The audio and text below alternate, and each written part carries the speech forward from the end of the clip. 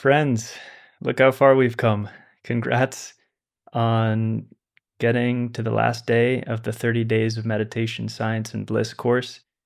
So I hope it's just the start of your journey, or maybe you're been on this for a while. But I hope either way that you have instilled a regular habit to train the mind and realize that you can make it a lifestyle and continue to train all day long. What a beautiful way to live. And I wanted to quickly mention one of my favorite mental Olympians who kind of shows us what's possible if we continue to train. Her name is Dipa Ma, and there's a book by that name. She's the grandmother of the modern Western mindfulness movement in a way, because she was the teacher of the teachers who kind of brought this and made it mainstream in America at least. And she was studied by a Harvard psychologist named Dr. Jack Angler, who was doing his PhD on the more advanced meditators that he could find. Based on some psychological tests that he did on Dipa Ma, and also just based on her reports of like what it was like to be in her mind. I think someone asked her once, well, like, what's in your mind? And she said it's just concentration, loving kindness, and peace. This was a story that Jack Cornfield told, and they said, that's all? And she said, that's all. So you can imagine a mind that has no negative states. Every moment to that mind would just be perceived as like a perfect, blissful moment. And they would have very little cause for wanting to disturb others. They would only feel compassion and love. And towards the end of a paper that Dr. Engler wrote along with one of his colleagues, Dr. Daniel Brown, they talk about kind of the end result or where this training could lead. And they called this, quote, total liberation from the experience of ordinary human suffering and genuine wisdom that comes from true perception of the nature of mind and its construction of reality, end quote. So I just wanted to mention that there is a deeper path available, and I hope those of you who have discovered or glimpsed what this training can really do will continue on and take the next leap and maybe study some of the traditions or look to do a silent retreat, or even just start with a little more dedication to your practice, a regular habit like you've developed here, and it will really compound over time. And before you know it, you will be experiencing benefits beyond what you probably even expect. So anyways, I've been hyping this up too much. Let's just do today's practice with no expectations. Please find a comfortable seat and begin to relax from the top of your head down to your feet. And then just enjoying for a minute.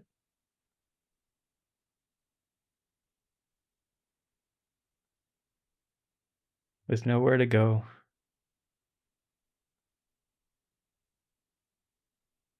Nothing to do.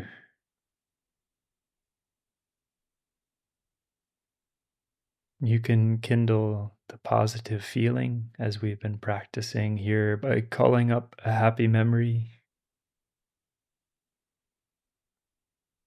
picturing a cute baby or an animal or a friend. Whichever of those most easily ignites the positive feeling, which is your object of meditation. And it's not something to focus on real hard, but just to enjoy. And allow the mind to collect around that feeling.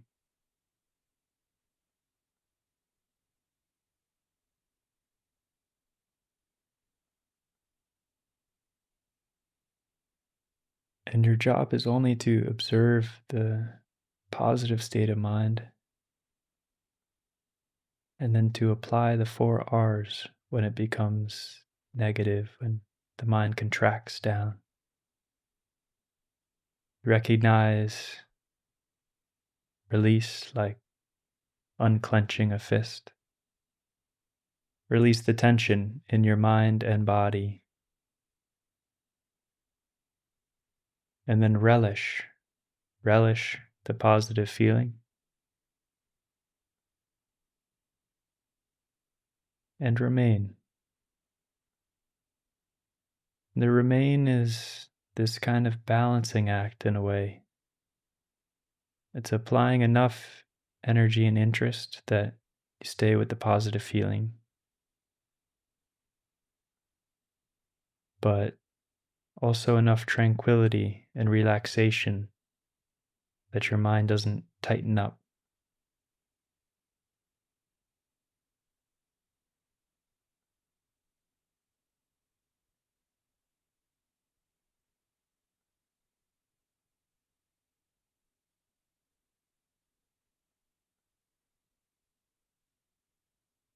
The mental obstacles, the distractions, are your teachers. There's nothing to push away here. Just release the selfing when the mind starts worrying or planning or me. You just release the identification with it and smile welcomingly. It's okay.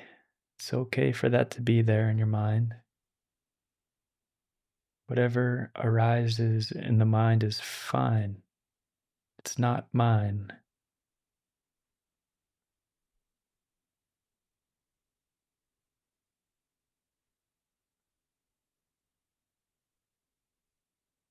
And you've already kind of been driving down this pathway for a whole month now. So as these neural pathways become more ingrained, can do less and less, put in less effort, and just observe.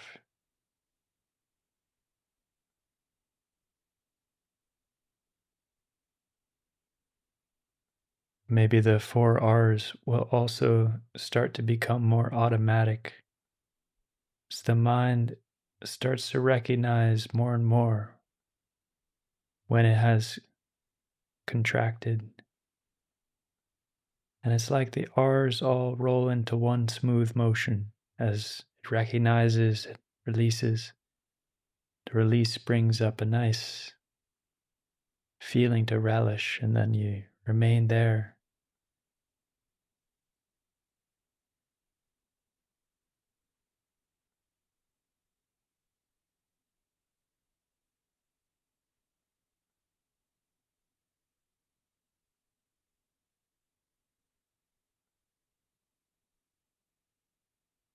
If your mind gets really serious, you can laugh with yourself. My teacher Bante used to say, if you don't feel like smiling, I want you to laugh.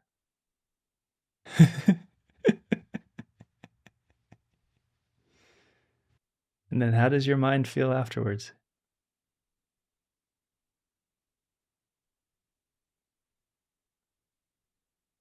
Oh, yeah, what was I getting all serious about? It's all good.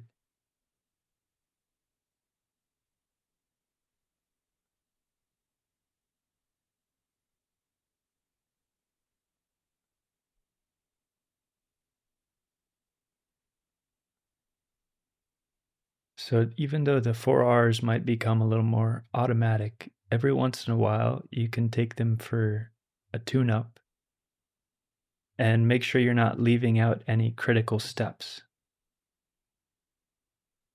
especially the release step, which is key. And it has two parts to it, right? There's the releasing in the sense of opening back up your awareness, no longer paying attention or feeding the distraction. And there's also the physical release that happens by relaxing any tension, especially a subtle tension that you'll start to notice more and more, often felt in the head area, that comes from the distraction.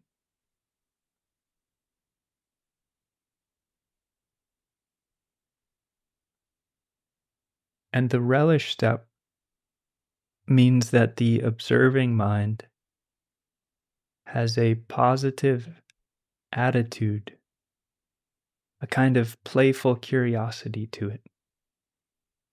And with this step, it can help to physically smile, just like we started the course with smiling all day, can really help your meditation to smile as often as you remember. And when you're not smiling, that's an indicator that your mind has become serious and your meta awareness has gone offline.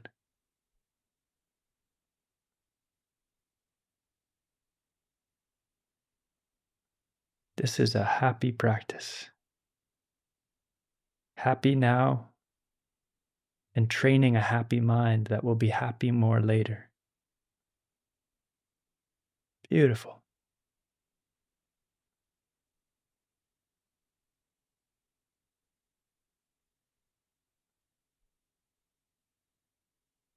Basking in awareness, infused with a positive feeling.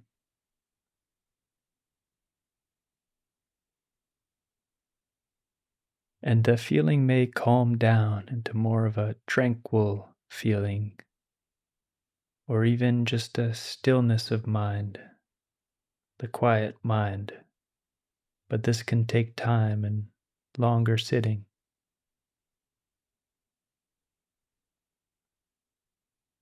Just observe the mind unfolding naturally as you release into deeper levels of bliss.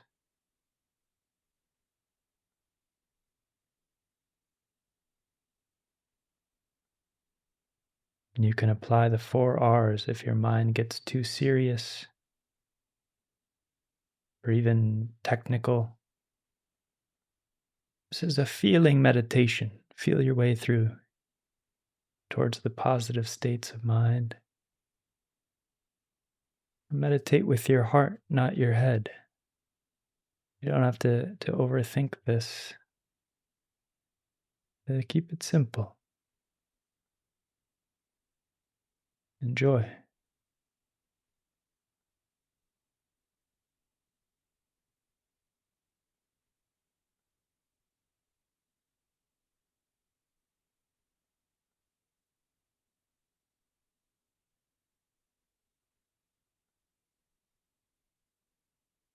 Okay, feel free to keep meditating, or if you're coming out of the session, you might check back and see what you learned about your mind. Wonderful. Congratulations on completing a whole month of meditation. And I hope you've taken away some valuable insights and, most importantly, developed a enjoyment of the practice that can be a lifelong thing. Remember to have fun with it. This is really a happy practice all the way through. It's happy the moment we remember, we recognize, and release and relish and remain. You might just think about how you can continue your practice, how you can apply the 4 R's. Like next time somebody triggers you, it's like, oh, I know what to do. This is my opportunity to lift some heavier weights and train my mind and send them some metta. And these qualities of mind can take some time to develop. So especially the metta feeling. My teacher Bante did about 2 years of forgiveness practice. So I recommend going back to that one and any others that you've favorited, any others that you'd like to work on. And please enjoy the practice. I hope you'll have a chance to explore the rest of the FitMind app. And even though there's many other techniques there, I recommend metta as a kind of foundational practice and the 4 R's as a useful tool for training the mind. Great work, and I'll see you over in the last lesson.